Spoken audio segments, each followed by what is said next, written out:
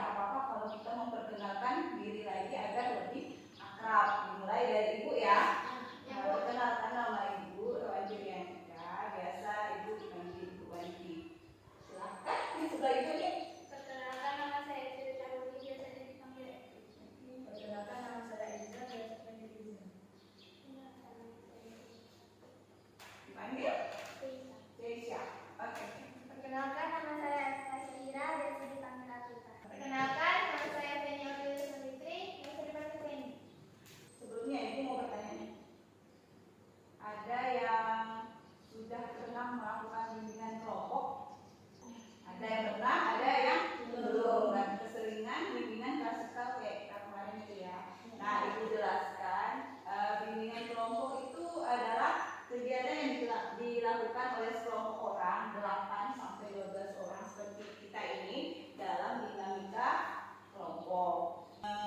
Di bimbingan kelompok kita ini ada topik tugas dan topik bebas. Topik tugas itu karena Ibu selaku pemimpin kelompok dan kalian anggota kelompok, maka Ibu yang akan menentukan topik apa yang akan kita bahas pada pagi hari ini. Sedangkan topik bebas adalah topik yang kalian terserah nih, kalian masing-masing nih mau menyampaikan masalah apa. Misalnya dari Etri menyampaikan masalah kesulitan belajar, kemudian Liliani menyampaikan motivasi belajar. Nah, nanti kita pilih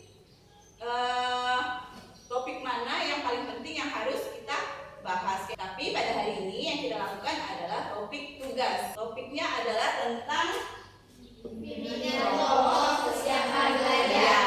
Bimbingan kelompok kesiapan belajar. Tujuannya adalah Ibu ingin anak-anak tuh nanti ketika selesai kegiatan layanan ini, kalian mengetahui apa sih kesiapan belajar, apa faktor dari kesiapan belajar dan indikator-indikatornya. Kemudian anak-anak memahami dampaknya, dampak apa dari kesiapan belajar tersebut.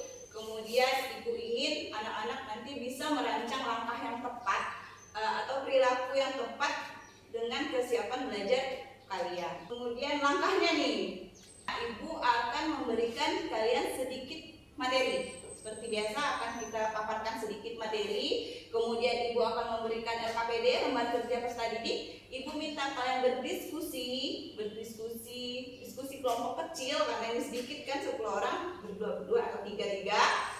Nah, setelah didiskusikan, dikerjakan, kita presentasikan, kita bahas sama-sama. Oke ya. Kemudian kita akan melakukan refleksi diri dan menyimpulkan. Oke. Nah, sebelum masuk ke materi, kita bikin aturan, kita bikin kesepakatan bahwa layanan kita ini seperti biasa dilakukan dalam 45 menit ya. Ibu minta kalian bisa melakukan hubungan baik sesama anggota kelompok. Dan yang terakhir sebelum masuk ke materi, Ibu sampaikan di bimbingan kelompok ini ada ada beberapa azas yang harus kita terapkan. Yang pertama itu azas keterbukaan. Keterbukaan tadi ya yang Ibu bilang, kalian terbuka nih menceritakan pendapat-pendapat kalian apa. Misalnya kan, kemudian azas kesukarelaan. Kira-kira sudah siap? Siap. Untuk lanjut ke materi? Siap. Masih semangat? Semangat. Biar tambah semangat, kita ice breaking seperti biasa. Kata kuncinya, lakukan apa yang Ibu minta jika ada kata pegang. Atau kita berdiri aja. Berdiri aja. Pegang temannya. Pegang meja. Kepala. Oke, tepuk tangan buat kalian. Nah, itu tadi maksudnya itu biar kalian tambah semangat, kalian fokus. Tapi ternyata masih ada beberapa yang tidak fokus. Menurut kalian, apa sih kesiapan belajar? Ya, Kondisi diri yang telah disiapkan untuk melakukan kegiatan pembelajaran. Oke, kondisi kata Siva, kesiapan belajar adalah kondisi diri yang sudah disiapkan Untuk melakukan kegiatan pembelajaran. Kesiapan belajar sudah dijelaskan di situ adalah suatu keadaan siswa yang sudah siap sedia atau sedia untuk melakukan aktivitas. Jadi di sini kesiapan belajar itu penting untuk kalian. Karena kalau misalnya kalian tidak melakukan persiapan sebelum belajar, otomatis itu akan jadi dampak negatif juga buat kalian. Nah, misalnya nih sebelum pembelajaran besok kalian tidak punya kesiapan, tidak mengulang pembelajaran, tahu-tahu besok ditanya sama guru lainnya, kalian nggak bisa jawab.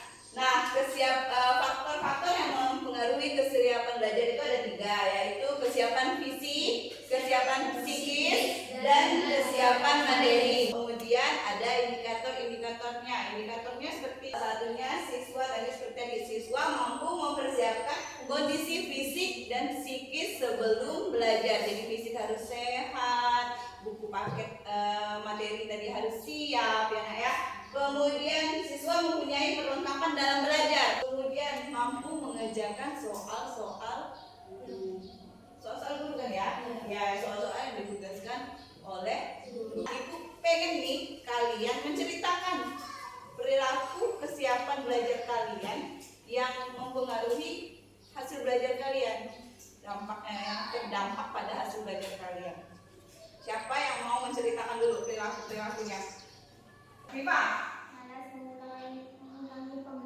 Malas mengulangi pembelajaran. Akibatnya apa? Jika ditanya oleh guru, aku tidak bisa menjawab. Nah, sekarang udah ya. Kenapa Viva sampai malas mengulang kembali pelajaran? Asik main HP. Pokoknya udah bisa main HP ya. Terima kasih, tepuk tangan untuk kita semua. Terima kasih sudah mau menyampaikan perilaku belajar kalian.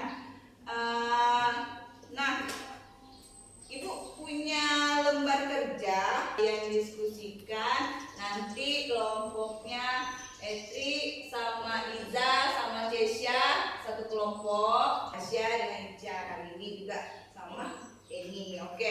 Jadi dikerjakan di sini ada Ibu, ini kan tentang kesiapan belajar. Di sini ada target perilaku yang akan kalian rubah dari perilaku kalian yang tidak baik tadi ini. Nah, di sini ada kolom-kolom perilaku yang akan ditinggalkan.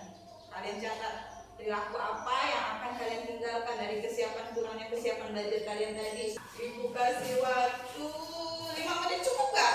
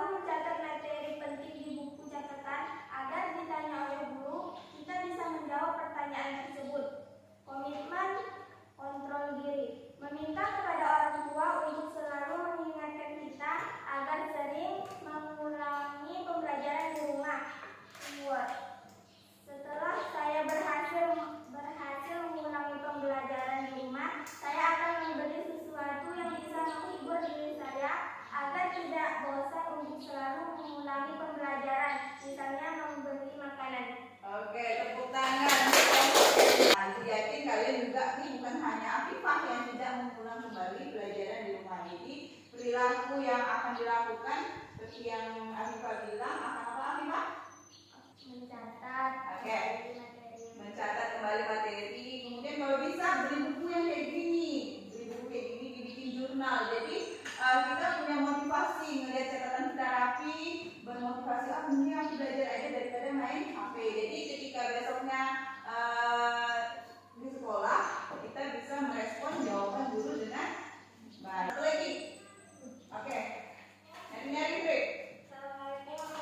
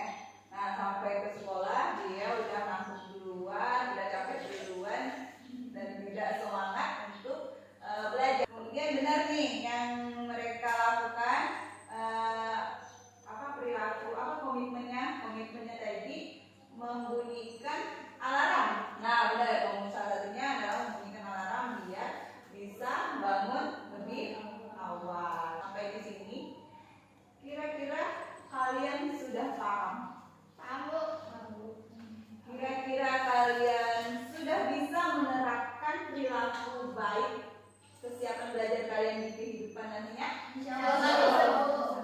Oke, bisa ya. Pemahaman baru apa yang kalian dapatkan setelah menerima materi pelajaran ini? Materi kesiapan belajar ini.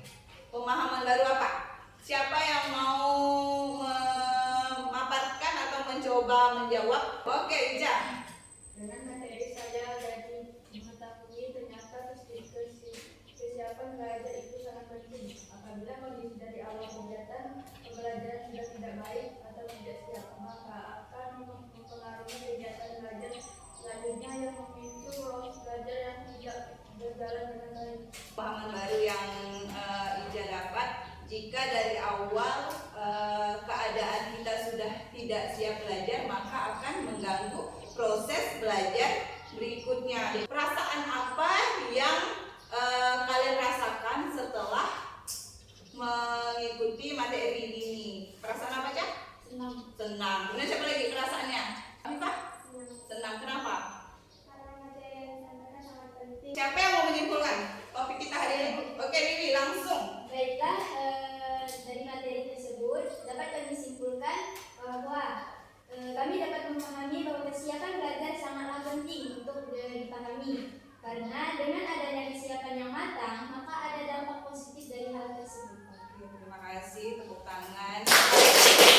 Karena tadi kita sudah mengawali kegiatan kita dengan berdoa, maka kita cukupkan kegiatan kita hari ini, juga kita tutup kegiatan kita hari ini dengan berdoa. Feni, silakan bikin doanya lagi, Feni. Before we go home, let's pray. Start. Bismillahirrahmanirrahim. Wal asri innal insana lafi khusri. Wa tawassaw bis-sabr. Amin. Oke, baik, terima kasih. Kurang